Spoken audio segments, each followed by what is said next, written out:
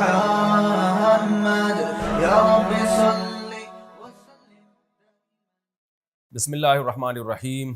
آج انشاءاللہ میں سورہ کہف کا رکوع نمبر 4 اور 15 پارے کا رکوع نمبر 16 اس آیت سے ان الذین آمنوا وعملوا الصالحات انا لا نضیع اجر من احسن عملا، آیت نمبر 30. یہاں سے میں انشاءاللہ شروع کروں گا. اس سے پہلے کی تفسیر مکمل ہو چکی تھی.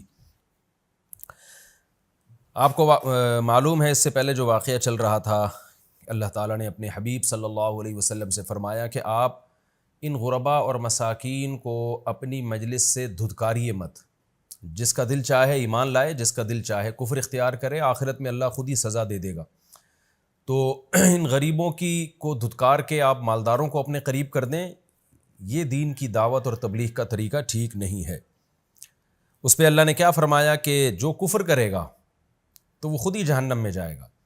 قرآن کی عادت ہے جب بھی جہنم کا تذکرہ اللہ تعالیٰ کرتے ہیں، برے لوگوں کے لیے جہنم کی وعید سناتے ہیں، تو نیک لوگوں کے لیے جنت کی خوشخبریاں بھی بیان کرتے ہیں. اسی طرز پہ قرآن آگے بیان کرتا ہے ان الذین آمنوا وعملوا الصالحات، بے شک وہ لوگ جو ایمان لائے اور نیک اعمال کیے، انا لا نضیع اجر من احسن عملا، تو بے شک جو بھی عمل کو اچھا کرے گا ہم اس کے اجر کو ضائع نہیں کرتے. جیسے جہنمیوں کو، برے لوگوں کو جہنم کی آگ میں جلنا پڑے گا، ایسے ہی اچھے لوگوں کو خوش عیشی والی زندگی بھی ہم عطا کریں گے. وہ کیسی عیش کی زندگی ہوگی؟ اولئک لہم جنات عدن، یہ وہ لوگ ہیں جن کے لیے ہمیشگی کے باغات، یعنی ایسے باغات جو ہمیشہ ہمیشہ رہیں گے. تجری من تحتہم الانہار، جن باغوں کے نیچے نہریں بہتی ہوں گی.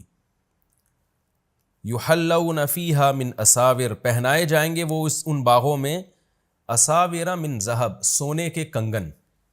قرآن و سنت سے یہ مضمون بہت اچھی طرح سے ثابت ہے کہ جنتی مرد بھی زیور پہنیں گے، اور سونے کے اور چاندی کے کنگن ہوں گے اور زیور ہوگا. اس پہ بعض لوگ اشکال کرتے ہیں کہ مرد پہ زیور اچھا نہیں لگتا. تو دنیا کے حکام کچھ اور ہیں، آخرت کے حکام کچھ اور ہیں. آج بھی دنیا میں کچھ لوگ زیور پہنتے ہیں، مرد ہو کے پہنتے ہیں. تو اللہ نے دنیا میں حرام قرار دیا اس عمل کو دو وجہ سے، یا تو اس لیے کہ عورتوں سے مشابہت ہے اس میں، یا اس لیے کہ یہ تعیش ہے. تو زینت عورت کے لیے، مرد کے لیے نہیں ہے. لیکن جنت کے اصول اور وہاں کے ضابطے الگ ہیں، اس لیے اللہ تعالیٰ نے وہاں کے لیے زیور بھی رکھے. ہو سکتا ہے وہاں کا ماحول ایسا ہو اور وہاں اتنی خوبصورتی ہو کہ وہ زیور کی وجہ سے اس میں اور زیادہ اس میں اضافہ ہو رہا ہو. تو اللہ تعالیٰ نے مردوں کے لیے بھی جنت میں زیور کا تذکرہ کیا. فرمایا وَيَلْبَسُونَ ثِيَابًا خُضْرًا مِّن سُنْدُس، اور باریک سبز ریشم پہنیں گے. سبز ریشم عرب میں مشہور تھا. قرآن جنت میں مثالیں وہ دیتا ہے جس سے عرب لوگ مانوس ہوں، کیونکہ اولین مصداق تو صحابہ کرام تھے نا، ان کی سمجھ میں آئے. تو دو قسم کے ریشم ہوتے تھے، موٹا اور باریک ریشم. اور سبز ریشم ہوتا تھا، بائی نیچر اس کا رنگ سبز ہوا کرتا تھا، یعنی نیچرلی وہ سبز ہوتے تھے.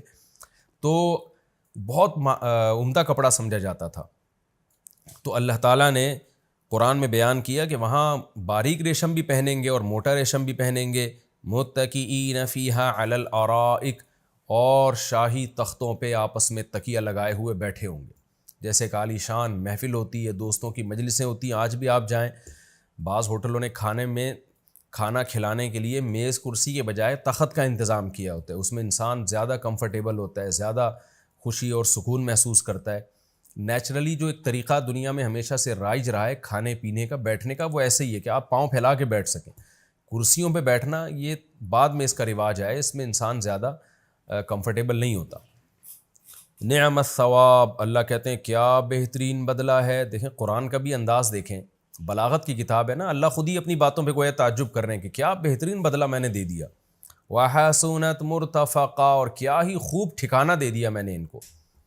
یہ ریشم بھی دنیا میں حرام ہے مردوں پر، لیکن آخرت میں اللہ تعالیٰ ریشم پہلائیں گے. حدیث میں آتا ہے جن مردوں نے دنیا میں سونا اور ریشم استعمال کیا، تو حدیث کا مفہوم ہے آخرت میں ان پر یہ چیزیں حرام ہوں گی، یعنی آخرت میں وہ جنت میں نہیں جائیں گے. تو یہ ہمارا رکوع کمپلیٹ ہوا. اس رکوع میں چند اہم پوائنٹ ہیں، وہ میں بیان کر کے اگلے رکوع کی طرف چلتا ہوں. ایک تو اس رکوع میں ہمیں انشاءاللہ کے لفظ کی اہمیت کا پتہ چلا. وَلَا تَقُولَنَّ لِشَيْءٍ إِنِّي فَاعِلٌ ذَلِكَ غَدًا، اور حقیقت میں انشاءاللہ کے لفظ کی اہمیت کا نہیں، بلکہ تکبر کی برائی کا پتہ چلا ہے کہ کبر کتنی بڑی نحوست ہے، کہ اللہ چاہتے ہیں کہ میری طرف چیزوں کی نسبت کیا کرو، تو بڑے بڑے دعوے کرنا اس کی برائی معلوم ہوتی ہے۔ تو آج بعض اسکالرز کیسے بڑے بڑے دعوے کر رہے ہوتے ہیں، ہر چیز میں میں نے یہ کیا۔ ہمیں یاد ہے جب ہم پڑھتے ہیں نا اور مدرسوں میں، اور پھر جب تحقیقی میدان میں آتے ہیں تو ہمارے ہاں اس کو بڑا معیوب سمجھا جاتا ہے کہ میری تحقیق ہے، یعنی اس تکبر کے ساتھ دعویٰ کرنا۔ اس میں طریقہ یہ ہوتا ہے کہ یہ ہم نے کچھ تحقیق جمع کی ہے، تو اس میں ایک ٹوٹی پھوٹی سی تحقیق ہے یہ، تو بڑے حضرات کو دکھایا جاتا ہے کہ اس میں کوئی بھی سقم ہو، کوئی بھی اس میں خرابی ہو تو ہمیں اس پر مطلع کیا جائے۔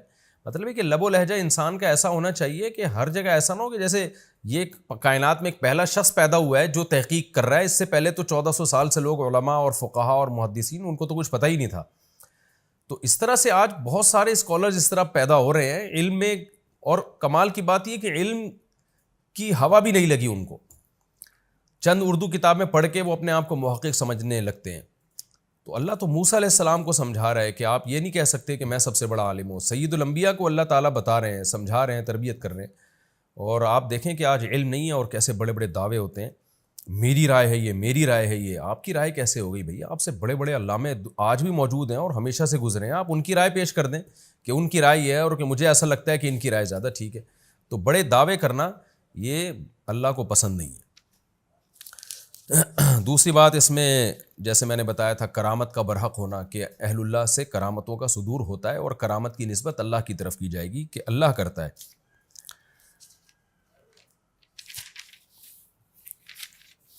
تیسری چیز، نبی صلی اللہ علیہ وسلم کو حکم دیا گیا کہ آپ غربا اور مساکین کے ساتھ اپنا وقت گزاریں۔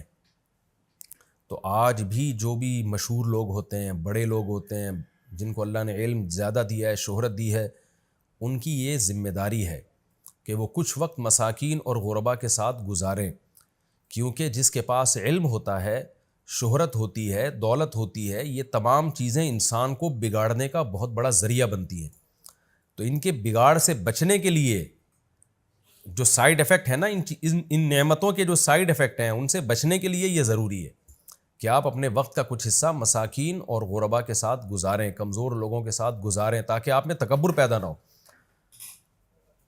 حدیث میں آتا ہے کہ جب نبی صلی اللہ علیہ وسلم مدینہ ہجرت کر کے گئے تو اصحاب صفہ میں عبداللہ بن مسعود اور دیگر مسکین صحابہ تھے، تو آپ صلی اللہ علیہ وسلم ان کے پاس جاتے تھے، بیٹھتے تھے اور کہتے تھے تم وہ مبارک لوگ ہو جن کے ساتھ بیٹھنے کا اللہ نے مجھے حکم دیا، اور یہ آیت آپ پڑھتے کہ تم وہ مبارک لوگ ہو۔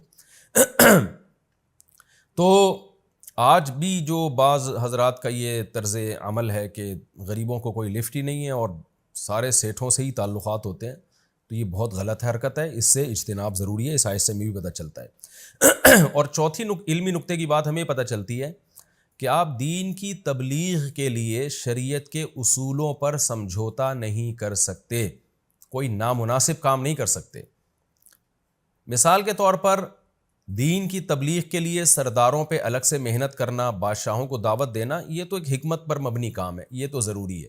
جیسے میں نے بتایا تھا پچھلے لیکچر میں کہ موسیٰ علیہ السلام ڈائریکٹ فرعون کے پاس گئے، لیکن کسی کی ہدایت کے لیے ایسا کام کرنا کہ آپ مساکین کو اگنور کرنا شروع کر دیں، اور آپ کے طرز عمل سے یہ پتہ چلے کہ آپ کو ان غریبوں کی فکر نہیں ہے، پیسے والوں کی زیادہ فکر ہے، یہ طریقہ غلط ہے۔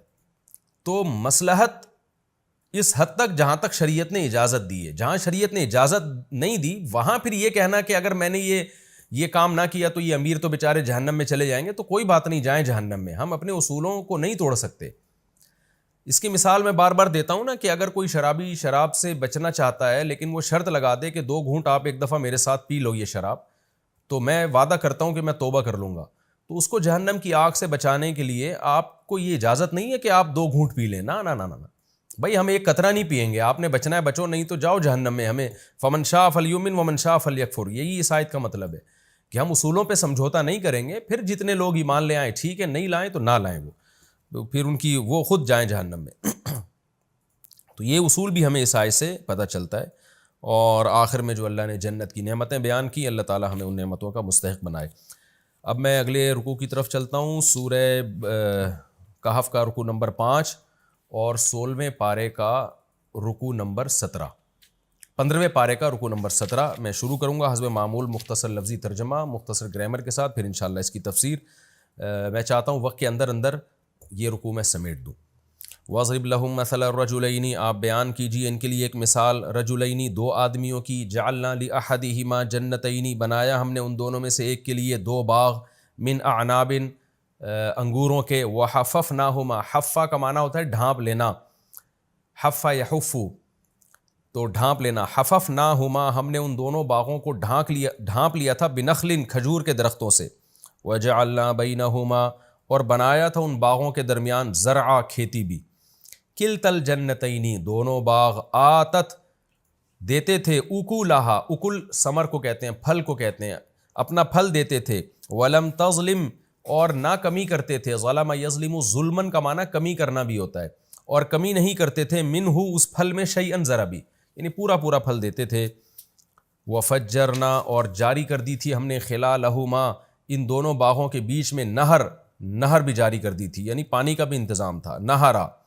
وکان لہ ثمر اور تھا اس شخص کے لیے جس کو ہم نے باغ دیا تھا نا، اس کے لیے ثمر بھی تھا، ثمر کا مطلب ثمر اضافی چیزوں کو کہتے ہیں، یعنی اضافی اس کے پاس دولت بھی تھی، پیسہ بھی تھا۔ اس کی دو تفسیریں کی گئی ہیں، ایک تو یہ کی گئی ہے کہ باغ میں اضافی پھل بھی تھا، اور یہ بھی کی گئی ہے کہ اس شخص کے پاس الگ سے کاروبار بھی تھا، دولت بھی تھی۔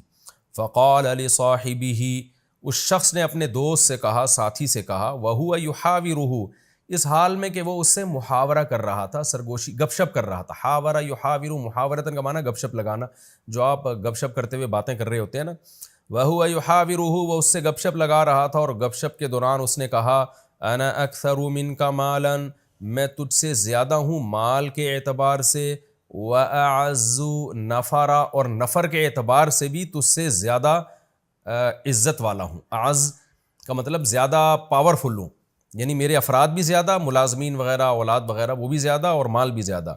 وَدَخَلَ جَنَّتَهُ اور اپنے باغ میں داخل ہوا، وَهُوَ ظَالِمٌ لِنَفْسِهِ اپنی جان پر ظلم کرتے ہوئے، کیا کہنے لگا، قال کہنے لگا، ما اظن میں کبھی نہیں گمان کرتا، ان تبید هذه کہ یہ باغ کبھی فنا ہوگا، بعد یبیدو کا معنی فنا ہونا، ابدا کبھی بھی، یہ کبھی بھی باغ ختم نہیں ہو سکتا، وما اظن الساعة قائمة اور میں گمان نہیں کرتا کہ قیامت بھی قائمتاً کبھی آئے گی، وَلَئِن رُدِدتُّ إِلَىٰ رَبِّي اور اگر بالفرض رددت مجھے رد کر دیا گیا، لوٹا بھی دیا گیا اپنے رب کی طرف، لَأَجِدَنَّ خَيْرًا مِّنْهَا میں پاؤں گا، منہا اس باغ سے بھی اچھا باغ، منقلبہ لوٹنے کے اعتبار سے، یعنی میں جس جگہ لوٹ کے جاؤں گا آخرت میں تو اس لوٹنے کے اعتبار سے اس سے بھی زیادہ اچھی جگہ مجھے وہاں ملے گی۔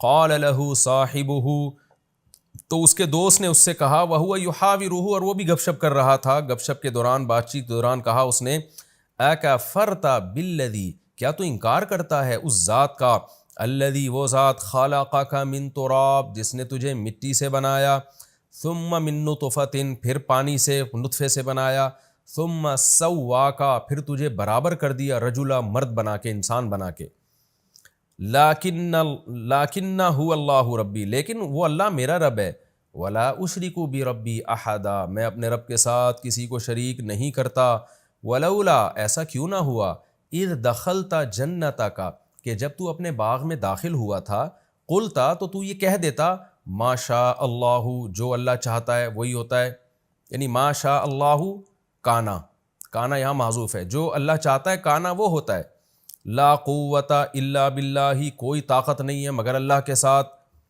یعنی کوئی خیر کو حاصل کرنے کی طاقت نہیں ہو سکتی مگر اللہ کی مدد کے ساتھ۔ ان تارانی اصل میں تھا تارانی، تارا کا معنی دیکھنا، رؤیت سے ہے نا، نی کا معنی مجھے یا حذف کر دیا، ان تارانی اگر تو دیکھتا تھا مجھے، یعنی سمجھتا تھا مجھے، کیا سمجھتا تھا، انا اقل منکا مالن کہ میں تجھ سے کم ہوں مال کے اعتبار سے، وولدا اور ولد یعنی اولاد کے اعتبار سے، اگر تو یہ سمجھتا تھا کہ میں تجھ سے مال اور اولاد میں کم ہوں تو تجھے چاہیے تھا کہ تو یوں کہتا، لا قوت الا باللہ کوئی طاقت نہیں ہے مگر اللہ کی مدد کے ساتھ، اللہ کی مدد ہوگی تو طاقت ہوگی ورنہ نہیں ہوگی، تجھے یہ کہنا چاہیے تھا۔ فعسى ربی امید ہے کہ میرا رب، ان یؤتینی، یؤتینی اصل میں تھا یؤتینی، کہ دے دے مجھے خیرم من جنتی کا، تیرے باغ سے بہتر باغ، وَيُرْسِلَ عَلَيْهَا، اور بھیج دے اس تیرے باغ پر حسبانا من السماء، آسمان سے کوئی آفت۔ حسبان حساب سے نکلا ہے، تو آفت بھی اللہ کے اندازوں سے آتی ہے نا، تو تباہی بربادی آتی ہے، تو ایک اندازے سے جو آسمان سے مصیبتیں برستی ہیں، تو اس لیے اس کو حسبان سے تعبیر کیا گیا، مراد ہے آسمانی آفت۔ تو بھیج دے آسمان سے کوئی آفت، فتصبح، لہذا ہو جائے تیرا باغ، سعیدن، میدان، زلقہ، چٹیل، زلقہ کہتے ہیں کٹی ہوئی کھیتی، تو وہ بھی چٹیل ہوتی ہے نا، تو یہاں کٹی ہوئی کھیتی مراد نہیں ہے، یہاں مراد ہے کٹی ہوئی کھیتی جیسے چٹیل میدان بن جاتی ہے، تو ایسے چٹیل میدان، تو اس لیے اس کا ترجمہ ہوگا میدان چٹیل۔ فتصبح، تیرا باغ ہو جائے، سعیدن زلقہ، ایک میدان، چٹیل میدان، او یصبح ماؤها غورا، یا ہو جائے اس کا پانی غوراً، گہرائی میں چلا جائے، غائر، غار سے نکلا ہے نا، غار بھی تو اندر گھسا ہوا ہوتا ہے، تو غائر کا مطلب نیچے زمین میں، یا اس کا پانی چلا جائے زمین میں، فلن تستطیع، تو استطاعت نہ رکھے، لہو، اس پانی کی، طلبہ، طلب کے اعتبار سے، یعنی تیرے میں طلب کی طاقت ہی نہ رہے اس کی۔ وَأُحِيطَ بِثَمَرِهِ، اور احاطہ کر لیا گیا اس کے پھل کا، یعنی اس کے باغ کا۔ احاطہ کا مطلب تباہی آ گئی، احاطہ کا لفظ ایسے موقع پہ استعمال ہوتا ہے، احیط بہ، وہ ہلاک کر دیا گیا، احیط بثمرہ، گھیر لیا گیا اس کے ثمر کو، یعنی اس کے باغ کو، یعنی تباہ کر دیا گیا۔ فاصبح، وہ شخص ہو گیا، یقلب کفیہ، اپنے دونوں ہاتھوں کو پلٹتا ہوا، یہ کنایا ہوتا ہے افسوس سے، جب ہم افسوس کرتے ہیں نا تو ایسے اپنے دونوں ہاتھ کو یوں کر کے پلٹ رہے ہوتے ہیں، تو جیسے کچھ بھی ہاتھ نہیں آیا، تو وہ شخص جس کا باغ تھا وہ ہو گیا اپنے دونوں ہاتھوں کو، اپنی کف کو، ہتھیلیوں کو، اپنے دونوں کف کو، کف کہتے ہیں یہ جو ہاتھ ہے نا اس کو، دونوں ہاتھوں کو پلٹتا ہوا، کس بات پر افسوس کر رہا تھا؟ علی ما انفق فیہا،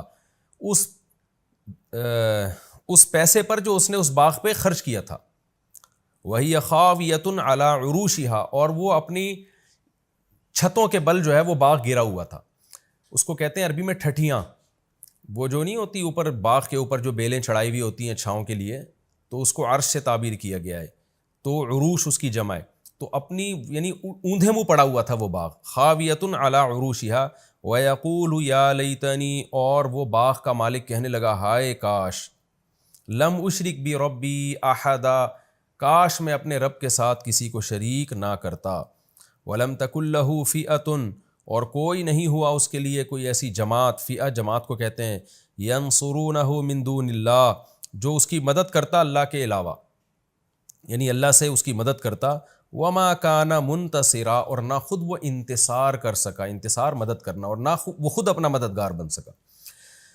یہ جی مختصر لفظی ترجمہ ہو گیا مختصر گرامر کے ساتھ۔ اب ہم انشاءاللہ اس رکوع یعنی رکوع نمبر 5 اور 17، 15ویں پارے کا رکوع نمبر 17 اور سورہ کہف کا رکوع نمبر 5، انشاءاللہ میں اس کی تفسیر پیش کروں گا۔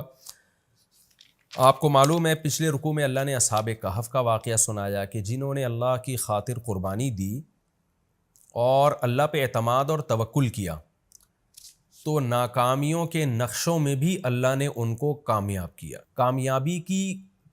کامیابی کی کوئی صورت بنتی نہیں تھی، ہر طرف ناکامی ہی ناکامی تھی، مگر اللہ پہ اعتماد، ان کے زبان سے الفاظ بھی کیسے نکلتے تھے کہ ہمارا رب ہماری رہنمائی کرے گا، اور رب سے دعا مانگتے ربنا ہیئ لنا من امرنا رشدا، اے اللہ تو ہمارے لیے کوئی ہدایت کی صورت پیدا کر دے، تو زبان سے بھی اچھے جملے نکال رہے تھے کہ بھئی اللہ مدد کرے گا، اور عملی طور پر بھی قربانی دے رہے تھے۔ تو کیسے ناکامیوں کے اسباب میں اللہ نے ان کو کامیاب کر کے دکھایا ایک معجزاتی طور پر۔ اب اللہ واقعہ بیان کر رہے ہیں ان متکبر لوگوں کا کہ کامیابی کے تمام اسباب کے ہوتے ہوئے بھی تکبر کی وجہ سے اللہ نے ان کو برباد کیا ہے، اور اس کا بنیادی مقصد مشرکین مکہ کو سمجھانا بھی ہے کہ جو بڑا ناز کرتے تھے اپنے بڑے ہونے پر، سردار ہونے پر، اور نبی کو حکم دیتے تھے کہ غریبوں کو اپنی محفل سے نکالیے، تو اللہ بتا رہے ہیں کہ تم سے پہلے بھی بہت لوگوں کو ہم نے اسباب اور وسائل اور دولت دی ہے، اور انہوں نے تکبر کیا، تو کیسا ان کا انجام ہوا۔ تو تم بھی کبر سے بچو، تکبر سے بچو، اللہ کی طرف نسبت کرو۔ تو پہلے بھی ملحد لوگ گزرے ہیں جو خدا کے منکر تھے، آخرت کے منکر تھے، دولت پہ اور کامیابی کے نقشوں کو دیکھ کر وہ دھوکے میں پڑ گئے اور سمجھنے لگے جیسے ہم یہاں کامیاب ہے تو ہمیشہ ہم کامیاب ہی رہیں گے. اس کے لیے اللہ نے نبی صلی اللہ علیہ وسلم کو حکم دیا کہ آپ ایک مثال بیان کیجئے. وَاضْرِبْ لَهُم مَثَلَ الرَّجُلَيْنِ، آپ ان کے لیے ایک مثال بیان کیجئے دو آدمیوں کی. دو دوست تھے یا دو گپ شپ لگانے والے تھے، تو ان میں سے ایک کو اللہ نے بہت مال اور اسباب دیے، دوسرا غریب تھا. تو جو دولت مند تھا وہ غریب پر اپنی فوقیت کس طرح سے بیان کرتا تھا، اس پہ کیسے اپنے بھرم میں لینے کی کوشش کرتا تھا اس کو، اور کیسے روب ڈالتا تھا اس کے اوپر. اللہ فرماتے ہیں جعلنا لأحدہما جنتین، ہم نے دونوں میں سے ایک کے لیے دو باغ بنائے. اب دیکھو اللہ تعالیٰ نے کیسا نظام رکھا ہے. دو باغ تھے تو اللہ ایک مساوات کا نظام چلاتا، ایک کو ایک باغ دے دیتا، دوسرے کو دوسرا باغ دے دیتا. لیکن اللہ تعالیٰ کی حکمت ہے کہ کسی کو بہت دولت دے دیتے ہیں، کسی کو بالکل غریب بنا دیتے ہیں. اب ایک ہی کو دو باغ دے دیے، دوسرے کے پاس کچھ بھی نہیں ہے. جعلنا لأحدہما جنتین من اعناب، انگوروں کے باغ تھے. وحففناہما بنخل، اور باغ بھی ایسے خوبصورت کہ ہم نے کھجوروں کے درختوں سے ان کو ڈھانکا ہوا تھا. اور وجعلنا بینہما زرعا، اور ان دونوں باغوں کے بیچ میں بھی کھیتی تھی اس کی، جو اس کی پیداوار میں اور تجارت میں اضافے کا ذریعہ بنتی تھی. کلتا الجنتین آتت اکلہا، دونوں باغ اپنا اکل یعنی اپنا پھل دیا کرتے تھے. ولم تظلم منہ شیئا، اور اس میں ذرہ برابر بھی کمی نہیں کیا کرتے تھے، بھرپور طریقے سے اپنی پیداوار دیا کرتے تھے جیسے باغ برکت والے باغ ہوتے ہیں. وفجرنا خلالہما نہرا، اور ان باغوں کے بیچ میں ہم نے پانی کا انتظام بھی کیا تھا، نہر تھی تاکہ باغ کے مالک کو سیراب کرنے میں کوئی دشواری نہ ہو. وَكَانَ لَهُ ثَمَرٌ، اور اس شخص کے لیے اس کے علاوہ بھی ثمر تھا، یعنی ان باغوں کے علاوہ بھی اس کی سورس آف انکم تھی، پیسہ تھا اس کے پاس. فقال لصاحبہ، اب ظاہر ہے جب باغ بھی پھل دے رہا ہے اور الگ سے تجارتیں بھی چل رہی ہیں اور دوست غریب ملے ہوئے ہیں، تو ظاہر ہے پھر دوستوں پر انسان اپنی دھاک جماتا ہے، روب جماتا ہے، ان پر اپنی فضیلت اور فوقیت شو کرتا ہے. تو یہاں بھی ایسا ہی ہوا، یہ تکبر میں آ گیا. فقال لصاحبہ، اپنے ساتھ چلنے والے یا بیٹھنے والے کے ساتھ کس سے کہنے لگا. وہو یحاورہ، اور وہ اس سے گپ شپ کر رہا تھا، بات چیت کر رہا تھا، باتیں ادھر ادھر کی ہو رہی تھی تو بیچ میں شو مارنا شروع کر دی. انا اکثر منک مالا، میرے پاس پیسے بھی زیادہ ہیں. جیسے ہوتا ہے نا شو بازی میں آتے ہیں لوگ ادھر ادھر کی باتیں کرتے ہوئے، کیا کہتے ہیں بھائی ہمارا بڑا بینک بیلنس ہے. وَأَعَزُّ نَفَرًا، اور نفر افرادی قوت بھی میری تجھ سے زیادہ ہے، میرے ملازمین دیکھو، میری اولاد دیکھو. پہلے زمانے میں لوگ اولاد کی کثرت پہ ہمیشہ فخر کرتے تھے، بچے زیادہ ہوتے تھے اور شو مارتے تھے. تو چونکہ اولاد کی کثرت کو وہ نعمت سمجھتے تھے. آج چونکہ فطرت سے باغی ہو رہی ہے انسانیت، فطرت سے بغاوت ہے کہ خاندانی نظام میاں بیوی کے سیٹ اپ کو چھوڑ کر گرل فرینڈ جو گدھے گھوڑوں کا کام ہے وہ کام شروع کر دیا، اور اس سے زیادہ فطرت کے باغی بنے ہیں تو ہومو سیکشولیٹی کو فروغ دینے کی کوشش کر رہے ہیں، جو مرد مرد سے اور عورت عورت سے. اور تو یہ جو نسل روکنا ہے نا کہ بچے کم ہوں، تو یہ بھی فطرت سے بغاوت ہے کہ جو چیز آپ کے لیے نعمت تھی، بڑھاپے کا سہارا تھی، اسی کو عذاب سمجھنا شروع کر دیا. یہب لمن یشاء اناسا، قرآن کہتے ہیں جس کو چاہتا ہوں بیٹیاں گفٹ دیتا ہوں، گفٹ کا لفظ استعمال کرتا ہے، جس کو چاہتا ہوں بیٹے گفٹ دیتا ہوں. تو جو گفٹ تھا اس کو پینلٹی سمجھنا شروع کر دیا. یہ سب انسان کے نا بے عقل ہونے کی دلیل ہے کہ سائنسی ترقی تو بہت کر رہا ہے مگر فطرت سے باغی بنتا چلا جا رہا ہے. تو وہ فخر کر رہا ہے کہ میرے پاس افراد بھی زیادہ ہیں، اولاد بھی. بظاہر اس سے اولاد ہی مراد ہے، کیونکہ آگے جو اس کے دوست نے جواب دیا نا تو اس کی اولاد کم تھی، تبھی اس نے کہا کہ میری اولاد کم ہے تو اس پہ تو فخر نہ کر کہ تیری اولاد زیادہ ہے. وَدَخَلَ جَنَّتَهُ، اور وہ اپنے باغ میں داخل ہوا. وَهُوَ ظَالِمٌ لِنَفْسِهِ، قرآن کہہ رہا ہے اپنی جان پہ ظلم کر رہا تھا وہ، یعنی اسے پتہ نہیں تھا کہ میں جو الفاظ آگے بولوں گا یہ میں اپنا ہی نقصان کر رہا ہوں. وہ کیسے اس نے جان پہ ظلم کیا. قَالَ مَا أَظُنُّ أَن تَبِيدَ هَٰذِهِ أَبَدًا، اپنے دوست سے کہنے لگا میں نہیں سمجھتا کہ یہ کبھی ہلاک ہوگا. یعنی اسباب پہ نظر کر رہا ہے، جیسے کہ ملحد لوگ کرتے ہیں، ایتھیس لوگ کرتے ہیں، مذہب کے منکر اور جو نام نہاد لبرل ہیں وہ کرتے ہیں، وہ اسباب کو دیکھتے ہیں. دیکھیں اصحاب کہف کے بعد یہ واقعہ کتنی زبردست ربط ہے نا آپس میں. اصحاب کہف دیکھ رہے ہیں کہ کوئی سبب نہیں ہے، لیکن کیا کہہ رہے ہیں کہ امید ہے کہ ہمارا رب ہمیں ہماری رہنمائی کرے گا، ہمیں اچھا ٹھکانہ دے گا. وہ امید کی باتیں کر رہے ہیں جبکہ اسباب بالکل بھی نہیں ہیں. تو اور یہ کیا کر رہے ہیں کہ اسباب پہ اعتماد کر کے بیٹھ گئے ہیں.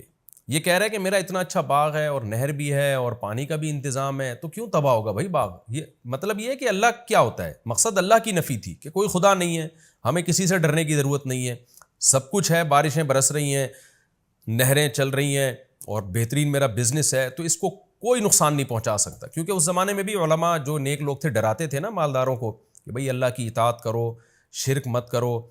تو اس نے بھی وہی کام کیا کہ علماء کا مذاق اڑانا شروع کیا, یا پیغمبروں کی تعلیمات کا, جو اس زمانے میں تعلیمات تھیں ان کا مذاق اڑانا شروع کیا. یہ واقعہ کب ہوا, کہاں ہوا, یقینی طور پر ہمیں اس کا کسی تاریخی کتاب سے یقینی ثبوت نہیں ملتا. البتہ کچھ آثار ملتے ہیں, حضرت مفتی تقی عثمانی صاحب نے بھی اپنے سفر نامے میں ذکر کیا, لیکن انہوں نے بھی اس کا تذکرہ کیا کہ یقینی نہیں ہے یہ. تو جب یقینی نہیں ہے تو ہم کیوں اس میں رائے پیش کریں؟ بس ہمیں یہ پتہ ہے کہ رسول اللہ صلی اللہ علیہ وسلم کے دنیا میں آنے سے پہلے پچھلی امتوں میں یہ واقعہ ہوا ہے, اس سے زیادہ ہم اس کے بارے میں نہیں جانتے. تو قال ما اظن ان تبید هذه ابدا, اس نے کہا کہ میں نہیں سمجھتا یہ کبھی ختم ہوگا, لہذا میں کوئی ڈرنے کی, گھبرانے کی, اللہ کے شکر ادا کرنے کی, گناہوں کو چھوڑنے کی, یہ مذہبی اسکالرس کی باتیں, ان بکھیڑوں میں پڑھنے کی ضرورت نہیں ہے. وما اظن الساعة قائمة, رہا یہ مسئلہ کہ جو اہل اللہ ہیں, علماء ہیں, وہ تو کہتے ہیں قیامت قائم ہوگی, دنیا میں عذاب نہیں بھی آیا تو قیامت کے دن تو آئے گا, تو قیامت جب آئے گی تو اس وقت کے لیے تیاری کر لو, اللہ سے تعلق بحال کر لو. تو کہنے لگا کہ کوئی قیامت نہیں آئے گی, میں نہیں سمجھتا کہ کوئی آخرت قائم ہوگی. وَلَئِن رُدِدتُّ إِلَىٰ رَبِّي, اور اگر بالفرض میں اپنے رب کی طرف چلا بھی گیا, اللہ نے مردوں کو دوبارہ زندہ کیا, حساب و کتاب کے لیے کھڑا کر بھی لیا, تو یہ مولوی لوگ جہنم میں جائیں گے, مجھے وہاں بھی جنت ملے گی. جیسے کہ آج کہہ رہے ہوتے ہیں نا جو علماء سے بغض رکھنے والے لوگ ہیں کہ آخرت بھی انگریزوں کے لیے, کیونکہ وہ ایک نمبر ہوتے ہیں, وہ دیندار ہوتے ہیں, انہوں نے دنیا میں اتنی ترقی کی, تو آخرت بھی انہی کے لیے اگر ہوئی, مسلمان آخرت میں بھی جہنم میں جائیں گے, ان کی حرکتیں دیکھو. اس طرح بھی بعض لبرل لوگوں کی سوچ ہے کہ بالفرض اگر آخرت قائم ہوئی تو ہم وہاں بھی پٹیں گے. تو ایسا نہیں ہے بھائی, آپ اللہ پہ ایمان لانے والوں کو اور نہ لانے والوں کو ایک جیسا کیسے سمجھ سکتے ہیں؟ تو اس کا بھی یہی خیال تھا, یہ اس زمانے کا ملحد تھا, ایتھیس تھا. تو کہنے لگا اگر بالفرض میں اپنے رب کے پاس گیا بھی, لَأَجِدَنَّ خَيْرًا مِّنْهَا, تو اس سے بہتر باغ میں وہاں پاؤں گا منقلبہ, لوٹنے کے اعتبار سے. مطلب یہ کہ میری قابلیت اور اتنا کچھ میں نے اسٹرگل کی, ایمانداری کے ساتھ محنت کر کے میں یہاں تک پہنچا ہوں, تو اس کا مطلب میں ایک اچھا انسان ہوں. تو اگر بالفرض قیامت قائم ہو بھی گئی تو جیسے مجھے یہاں بہت کچھ ملا ہے میری محنت کی وجہ سے, تو وہاں بھی لازمی ملے گا مجھے. تو اس لیے اس کے لیے مجھے نماز روزے کی اور توحید کی اور ان سب بکھیڑے میں پڑھنے کی ضرورت نہیں ہے. لیکن اس کا جو دوست تھا, غریب تھا, وہ مسلمان تھا, اس نے کیا کہا؟ قال له صاحبه, اس کے دوست نے اس سے کہا, وهو يحاوره, وہ بھی گپ شپ کر رہا تھا, کیا کہا؟ اکفرت بالذی خلقک من تراب, تو ایسی ذات کا انکار کرتا ہے جس نے تجھے مٹی سے پیدا کیا. کیا مطلب؟ زبان سے تو کہہ رہا ہے کہ میرا خدا ہے, لیکن تیرے عمل سے لگ رہا ہے کہ تو خدا کو نہیں مانتا. جو خدا کو مانتا ہے وہ سب سے پہلے ڈرتا ہے, وہ یہ نہیں کہتا کہ یہ باغ ہمیشہ رہے گا, وہ کہتا ہے کہ بھئی اللہ نے چاہا تو رہے گا, نہیں چاہا تو یہ 2 منٹ میں ختم کر دے اس کو. تو اصل طاقت اور قدرت تو اللہ کی ہے, تو اس خدا کا انکار کر رہا ہے جس کی یہ طاقت ہے کہ اس نے تمہیں مٹی سے بنایا, پھر پانی کے قطرے سے بنایا. تو جو پانی کے قطرے سے انسان بنا سکتا ہے, اتنا پاورفل, اتنا طاقتور, وہ چاہے تو تیرے باغ کو 2 منٹ میں ختم کر سکتا ہے. تو ایسے بے فکر ہو کے کیسے بیٹھ گیا ہے؟ جیسے کہ آج ملحد اور ایتھیس لوگ بیٹھ جاتے ہیں کہ کچھ نہیں ہونے والا. یعنی یہ اللہ کیا ہوتا ہے بھائی؟ سب کچھ اسباب سے ہے. تو بھی اسباب کو دیکھ کر دھوکے میں آ رہا ہے, تو تجھے کیا ہو گیا؟ اکفرت بالذی خلقک من تراب ثم من نطفہ ثم سواک رجلا, پھر اس نے تجھے مرد بنا دیا, انسان بنا کے ماں کے پیٹ سے باہر نکال لیا, جس کی یہ طاقت اور قدرت ہے, اور تو کہہ رہا ہے قیامت بھی قائم نہیں ہوگی. تو یہ بھی تو خدا کا منکر ہے, کیونکہ تو خدا کی طاقت کا انکار کر رہا ہے. اس لیے کہ جو یہ کہتا ہے نا قیامت قائم نہیں ہوگی, وہ اس لیے یہ کہتا ہے کہ اس کے ذہن میں یہ ہوتا ہے یہ مردے دوبارہ زندہ کیسے ہو جائیں گے. اس کا مطلب آپ خدا کے منکر ہو, آپ خدا کی طاقت کا انکار کر رہے ہو. تو یہ تمام باتیں خدا کا انکار ہیں. ان سب کی ایک ہی دلیل ہے کہ جس نے مٹی سے پانی کا قطرہ بنا دیا اور پانی کے قطرے سے پورا انسان بنا کے ماں کے پیٹ سے باہر لے آیا اور پھر ماں کی چھاتیوں میں دودھ پیدا کر دیا, اب اس کو اپنی طاقت اور قدرت کے لیے مزید کسی دلیل کی ضرورت نہیں ہے. لکنہ اللہ ربی, تو یہ باتیں کر رہے کہ یہ باغ کبھی فنا نہیں ہو سکتا اور قیامت قائم نہیں ہوگی, لیکن میرا یہ کانسیپٹ نہیں ہے. میں تو کہتا ہوں اللہ ہے میرا رب, ولا اشرک بربی احدا, میں اپنے رب کے ساتھ کسی کو شریک نہیں کرتا، عقیدہ توحید کا قائل ہوں میں کہ سب طاقتیں اسی کے پاس ہیں، تو تجھے ہونا یہ چاہیے تھا کہ تو جب باغ میں داخل ہوتا تو یہ کہتا، یہ ایسے جیسے دوست گویا بزبان حال کہہ رہے ہیں کہ بھائی تو خدا کی تعریفیں کر کے کہنا کیا چاہتا ہے، تو جو کہہ رہے اللہ میرا رب ہے اور میں گویا کفر کر رہا ہوں، تو صحیح طرح بتا تو کہنا کیا چاہتا ہے کہ مجھے کیا کرنا چاہیے. اس لیے اگلے جملے میں اس نے یہ کہا وَلَوْلَا إِذْ دَخَلْتَ جَنَّتَكَ، ایسا کیوں نہیں ہوا کہ جب تو اپنے باغ میں داخل ہوا قُلْتَ مَا شَاءَ اللَّهُ، تو کہتا بھائی جو اللہ چاہتا ہے وہ ہوتا ہے، تو اللہ نے چاہا مجھے اتنا اچھا باغ دے دیا، اللہ چاہے تو یہ چھین بھی سکتا ہے، تو یہ اللہ کی طاقت ہے، یہ میرا کمال نہیں ہے. لا قوت الا باللہ، کوئی قوت نہیں ہے مگر اللہ کی طاقت کے ساتھ. اللہ کی طاقت ہوگی تو پھر ان قوتوں کا ہمیں فائدہ ہوگا. ان ترانی انا اقل منک مالا وولدا، اگر تیرا خیال یہ ہے کہ میں مال اور اولاد میں تجھ سے کم ہوں تو بجائے دھونس جمانے کے تو اللہ کا شکر ادا کرتا، بھائی اللہ کا دیا ہے، تو یوں کہتا فاسا ربی، میں تو امید کی بات کرتا ہوں، امید ہے میرا رب ان یؤتینی خیرا من جنتی کا، ہو سکتا ہے وہ کل تقدیر کا پانسا پلٹے اور تیرے باغ سے بھی بہتر باغ مجھے دے دے. وَيُرْسِلَ عَلَيْهَا حُسْبَانًا مِّنَ السَّمَاءِ، اور تو جو اس طرح کی تکبر والی باتیں کر رہا ہے تو عین ممکن ہے تیرے باغ پہ کوئی آسمانی آفت بھیجے فَتُصْبِحَ صَعِيدًا زَلَقًا، اور وہ چٹیل میدان بن جائے. دیکھیں ناکامی کے نقشوں میں بات کیسی کر رہا ہے، امیدیں والی، کہ میرے پاس کچھ بھی نہیں ہے. آج کسی غریب کو تانا دیں تو وہ پھوٹ پھوٹ کے رونا شروع کر دے گا، لیکن اللہ بتا رہا ہے غریب کو بھی کہ بھائی بات تسلی کی کرو، بھائی اللہ نے دی ہے نا مجھے غربت، تو اللہ چاہے تو 2 منٹ میں مجھے دولت دے سکتا ہے. تو وہ غریب بھی چونکہ مسلمان تھا، اہل ایمان تھا، امید کی باتیں کر رہا ہے اور ڈپریشن کو ختم کر رہا ہے، اسٹریس کو ختم کر رہا ہے. تو فوراً کیا کہنے لگا، بھائی اللہ تعالیٰ چاہے تو 2 منٹ میں مجھے اس سے اچھا باغ دے دے، اور تو جو تکبر کر رہا ہے تیرے باغ کو 2 منٹ میں ہلاک کر دے، ختم کر دے. او یصبح ماؤها غورا، اور یہ جو نہروں پہ تو تکبر کر رہا ہے تیرا پانی زمین میں دھسا دے اور تو اس پانی کو طلب کرنے کی طاقت ہی نہ رکھے. وَأُحِيطَ بِثَمَرِهِ، اس نے تو ایسی ایک بات کہہ دی تھی، اللہ کہتے ہیں ہم نے ایسا ہی کیا اور اس کے باغ کو ہلاکت نے گھیر لیا. فَأَصْبَحَ يُقَلِّبُ كَفَّيْهِ عَلَى مَا أَنفَقَ فِيهَا، جو کچھ باغ میں اس نے انویسٹ کیا تھا اس پر کف افسوس ملنے لگا. اور وَهِيَ خَاوِيَةٌ عَلَى عُرُوشِهَا، کوئی رات میں آسمانی آفت آئی ہے، صبح اٹھا تو سارا باغ الٹا پڑا ہوا تھا. وَيَقُولُ يَا لَيْتَنِي، اور کہنے لگا ہائے کاش، لَمْ أُشْرِكْ بِرَبِّي أَحَدًا، میں اپنے رب کے ساتھ کسی کو شریک نہ کرتا. کیا مطلب، خالص توحید کا قائل ہوتا. خالص توحید یہی ہے کہ ہر چیز اللہ کی طرف مفوض کی جائے. وَلَمْ تَكُنْ لَهُ فِئَةٌ يَنْصُرُونَهُ مِنْ دُونِ اللَّهِ، اللہ فرماتے ہیں اس کی کوئی ایسی جماعت نہ بنی جو اس کی اللہ کے عذاب سے مدد کر لیتی. جو بڑا ناز تھا نا کہ میرے اولاد بھی زیادہ اور میرے پاس افرادی قوت بھی زیادہ. وَمَا كَانَ مُنْتَصِرًا، اور نہ وہ خود اپنی مدد کر سکا. تو یہ اللہ نے واقعہ بیان کیا بتانے کے لیے کہ اپنی دولت پہ، اپنے مال پہ کبھی اتراؤ مت. وہی بات ہے جو قرآن میں سورہ معارج میں ہے نا، ان الانسان خلق ہلوعا، انسان جلد باز ہے. اذا مسہ الشر جزوعا، جب مصیبت پہنچتی ہے تو بے چین ہو جاتا ہے، بے صبرا بن جاتا ہے، اور جب خوشی پہنچتی ہے تو اترانے لگتا ہے. الا المصلین، سوائے وہ لوگ، ان لوگوں کے جو مذہب کو فالو کرتے ہیں، جو نماز پڑھتے ہیں، زکوٰۃ دیتے ہیں، معاہدوں کی پابندیاں کرتے ہیں. وہ کیا ہوتے ہیں کہ وہ ایسے نہیں ہوتے، انہیں جب خوشیاں پہنچتی ہیں اتراتے نہیں ہیں بلکہ اللہ کی محبت میں ڈوب جاتے ہیں کہ ہمارے رب نے احسان کیا. اور جب کوئی غم پہنچتا ہے تو صبر کرتے ہیں، امید کی باتیں کرتے ہیں. جو اللہ مصیبت پہنچا سکتا ہے وہ مصیبت دور بھی کر سکتا ہے. تو کتنا بہترین سبق ہمیں ان آیات میں ملا ہے. اور اس میں ملحد اور ایتھیس لوگ جو اپنی ترقی پر غیر مسلموں کی سائنسی ترقیوں پہ ناز کرتے ہیں، ان کے لیے بھی عبرت کا سامان ہے کہ آج یہ ترقی ہے، کل یہ تباہ و برباد بھی ہو سکتی ہے. ہم تو ایک بات جانتے ہیں، جس خدا نے پانی سے انسان کو بنایا یہ آٹومیٹیکلی نہیں ہو سکتا، یہ خدا کا کام ہے. اور ایسے سافٹ ویئر ماں کے پیٹ میں انسٹال کر دیے اور اس پانی کے قطرے میں انسٹال کر دیے کہ تھوڑے دنوں میں وہ ناک کان آنکھ دل دماغ جگر بن کے ماں کے پیٹ سے باہر آئے اور پھر چھاتیوں میں فوراً دودھ پیدا ہو جائے. جو خدا یہ کر سکتا ہے تو سب سے اہم ہماری نظر میں اہم یہ بات ہے کہ اس خدا سے تعلق اچھا کیا جائے، اس خدا کو راضی کیا جائے. پھر اگر دنیا میں ناکامی بھی ہے تو یہ ناکامی وقتی ناکامی ہے، یہ حقیقی ناکامی نہیں ہے. اور اس خدا کو ناراض کر کے اگر آپ نے دنیا حاصل کی ہے تو اس زیب و زینت سے قطعاً متاثر ہونے کی بالکل بھی ضرورت نہیں ہے. قرآن بار بار کہتا ہے اللہ کا انکار کرنے والوں کا زمین میں چلنا پھرنا اور لائف کو انجوائے کرنا، اس سے ہرگز دھوکے میں مت آؤ. تو یہ ہمیں اس سے بہت اہم سبق ملتا ہے.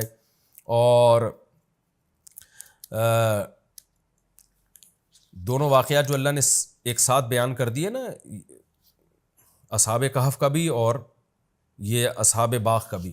تو اس سے ڈپریشن بھی ختم ہوتی ہے انسان کی کہ آپ ناکامی نظر آ رہی ہے ہر طرف, تو بھائی اللہ تو ہے نا, اللہ سب کچھ کر سکتا ہے. تو جو اللہ تعالیٰ نے ہمیں ڈپریشن اور اسٹریس دور کرنے کے طریقے بیان کیے نا, وہ آج کسی ماہر نفسیات کے پاس نہیں. ہنالک الولایۃ للہ الحق, میرا خیال لفظی ترجمے میں نے شاید یہ والی آیت چھوڑ دی تھی, تو خیر اب کمپلیٹ کر لیتا ہوں. ہنالک کا مطلب ہوتا ہے یہاں, یعنی اس موقع پہ.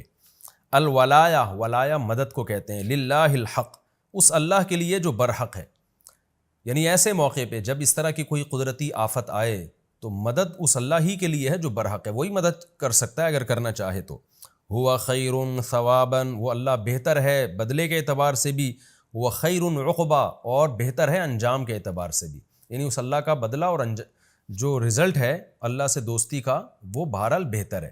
جو اللہ انجام بھی اچھا کرے گا اور ثواب بھی, بدلہ بھی دنیا کے لحاظ سے بہت اچھا دیتا ہے. تو کیا مطلب کہ یہ جو باغ ہلاک ہو گیا اس شخص کا, تو ایسے موقع پہ مدد بھی اللہ کر سکتا ہے, اور اللہ کو راضی کرو گے تو انجام بھی اچھا ہوگا اور ثواب بھی اچھا ملے گا.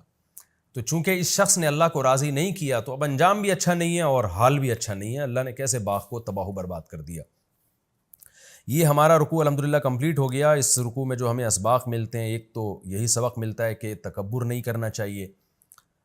دوسری بات یہ جو ایتھیس لوگ دھوکے میں آتے ہیں نا, اس زمین کو دیکھ کر, حالات کو دیکھ کر کہ قبروں سے مردہ کیسے زندہ ہوں گے, حقیقت میں ایک بہت بڑی بھول ان سے ہو رہی ہوتی ہے. اکفرت بالذی خلقک من تراب. جب بھی کوئی ایتھیس ایسی باتیں کیا کرے نا, ملحد لوگ, کہ یہ سب مذہبی باتیں غلط ہیں, کوئی جو ہے کوئی فرشتے نہیں ہیں, کوئی پیغمبر نہیں ہے, کوئی دوبارہ موت کے بعد زندگی نہیں ہے, تو فوراً یہ کہا کریں اکفرت بالذی خلقک من تراب, کہ جس خدا نے آپ کو مٹی سے بنایا, پھر پانی کے قطرے سے بنا دیا, پھر انسان بنا کے ماں کے پیٹ سے باہر نکال لیا, یہ کتنی بڑی قدرت ہے. یہ عمل تو چونکہ ہم صبح شام دیکھ رہے ہیں نا, اس لیے ہمارے لیے یہ ہم اس کے یوز ٹو ہو چکے ہیں, اور یہ ہمیں اچھمبے کی چیز نہیں لگتی. ورنہ اسی کو ساری زندگی انسان غور کرتا رہے نا, تو عقل میں نہ آئے یہ بات. یہ خدا کا کام ہے یہ. تو ایسے اس کے بعد بھی یہ کہنا کہ مردے دوبارہ زندہ نہیں کر سکتا وہ خدا, اور حساب و کتاب نہیں لے سکتا, یہ خدا کا انکار ہے. تو یہ آیت بہت موٹیویٹ کرتی ہے انسان کو. اکفرت بالذی خلقک من تراب ثم من نطفہ. باقی اس رکوع سے یہ جو ہمیں پتہ چلتا ہے کہ اس شخص نے جب اس کا باغ تباہ و برباد ہو گیا تو کف افسوس ملنے لگا اور کہنے لگا کہ کاش میں اپنے رب کے ساتھ کسی کو شریک نہ کرتا. تو کیا اس سے ہم یہ سمجھیں کہ اس نے اسلام قبول کر لیا, عقیدہ توحید کو مان لیا, یا ہم یہ سمجھیں کہ نہیں وہ کفر پر ہی مرا؟ تو ہمیں قرآن و سنت میں اس بارے میں کچھ نہیں ملتا. البتہ کسی کے صرف یہ الفاظ کہ اس کو یہ افسوس ہوا کہ میں نے ایسے الفاظ کیوں کہے, یہ توبہ کی علامت نہیں ہوتی. اس لیے کہ بعض دفعہ برے عمل پہ انسان کو ندامت تو ہوتی ہے مگر وہ توبہ نہیں کرتا. تو جبکہ گناہ کی معافی کے لیے باقاعدہ توبہ کرنا ضروری ہے. یعنی انسان توبہ کرے کہ میں اب آئندہ سے عقیدہ توحید کا قائل ہوں گا, اور آئندہ سے میں یہ سمجھوں گا کہ جو مجھے مال اور اسباب ملے وہ اللہ نے دیے ہیں, اور پھر اپنے عمل کو درست کر لے وہ. تو جب تک یہ چیز نہیں ہوتی اس وقت تک توبہ قبول نہیں ہوتی انسان کی. کیونکہ بعض دفعہ کافر, قرآن تو کہہ رہا ہے نا وجاہدوا بہا واستیقنتھا انفسہم, فرعون کو پتا تھا موسیٰ علیہ السلام اللہ کے سچے نبی ہیں, لیکن اسلام میں داخل نہیں ہوا پراپر طریقے سے. تو کسی غیر مسلم کا اپنے آپ کو غلط سمجھنا یہ کافی نہیں ہے. مثال کے طور پر کوئی ہندو یہ سمجھتا ہے کہ بت پرستی غلط ہے, تو اس سے وہ مسلمان نہیں ہو جائے گا, مشرک ہی کہلائے گا, جب تک کہ عملی طور پر اس بت پرستی کو چھوڑ نہیں دیتا, اعلان برات نہیں کر دیتا وہ. تو یہاں بھی ایسا ہی ہے کہ اب ہمیں نہیں پتا اس نے توبہ کی یا نہیں کی, کر لی تو اللہ معاف کر دے گا اس کو آخرت میں, اور چاہیں گے تو اللہ دوبارہ دنیا میں بھی باغ دے سکتے ہیں, چاہیں تو نہیں دیں, وہ پھر اللہ کی مرضی ہے. لیکن ہمیں یہ بہرحال پتہ چلتا ہے کہ پہلے زمانے کے کافر لوگوں کو بھی بہرحال احساس ہو جایا کرتا تھا. جب باغ تباہ ہو گیا نا تو اس کو احساس ہوا کہ میں نے غلط کیا. لیکن آج لوگوں کے دل اتنے سخت ہو چکے ہیں کہ آسمانی آفتیں اور عذاب دیکھ کر بھی عبرت حاصل نہیں ہوتی, اور اپنی غلطیوں پر ندامت کے لیے بھی تیار نہیں ہوتے. تو یہ بھی ایک بہت اہم بات ہے, اس سے بھی ہمیں ڈرنا چاہیے. تو ہمارا یہ رکوع الحمدللہ کمپلیٹ ہوا. اب اگلا ایپیسوڈ جو میرا شروع ہوگا وہ انشاءاللہ 2023 کے رمضان کے بعد ہوگا. رمضان میں ہم ناغہ کریں گے, کیونکہ رمضان میں میری مصروفیت بھی بہت زیادہ ہوتی ہے, پھر ہمارے چینل پہ لوڈ بھی بہت زیادہ ہوتا ہے. تراویح کے بعد روزانہ بیان ہوتا ہے 1-1.5 گھنٹے کا, وہ بھی اپلوڈ ہوگا. تو شروع کے 4-5 دن تو ناغہ ہوگا, اس میں 5-6 دن, اس کے بعد انشاءاللہ پھر ہم لائیو وہ اپلوڈ کریں گے جو تراویح کے بعد کا خلاصہ ہے. میں سفر کی وجہ سے 4-5 دن اس میں ناغہ کروں گا, لیکن اس کے بعد پھر انشاءاللہ ہم ڈیلی اس کو اپلوڈ کریں گے تراویح کے بعد کے لیکچرز. تو تفسیر کا لیکچر جو ہے اب جو 2023 کا جو رمضان اب شروع ہونے والے اگلے ہفتے میں, تو اب جو شوال جو رمضان کے بعد جو پہلا پیر آئے گا اس سے انشاءاللہ ہم تفسیر کے لیکچر کا دوبارہ آغاز کریں گے. اس وقت تک کے لیے تفسیر کے لیکچر میں آپ کو ناغہ کرنا پڑے گا, لیکن کنٹینیو رہیے گا آپ رمضان کے بعد. اور اس کو شیئر آپ لازمی کریں لوگوں کے ساتھ, جو اب تک جو لیکچر ہو چکے ہیں شیئر بھی کریں, بلکہ لوگوں کو پڑھائے بھی. میں بار بار آپ کو کہتا ہوں کہ ان لیکچرز کو آپ نے صرف سننا نہیں ہے, سیکھنا ہے, اور آگے آپ نے اسی طرز پہ لوگوں کو پڑھانا ہے آپ نے. تو انشاءاللہ ہم 2023 کے رمضان کے بعد آپ سے دوبارہ ملتے ہیں. سورہ کہف کے رکوع نمبر 6 اور 15ویں پارے کا رکوع نمبر 18 انشاءاللہ میں اگلے ایپیسوڈ سے اسٹارٹ کروں گا رمضان کے بعد. اللہ تعالی ہمیں سمجھنے کی, عمل کرنے کی توفیق عطا فرمائے. وما علینا الا البلاغ.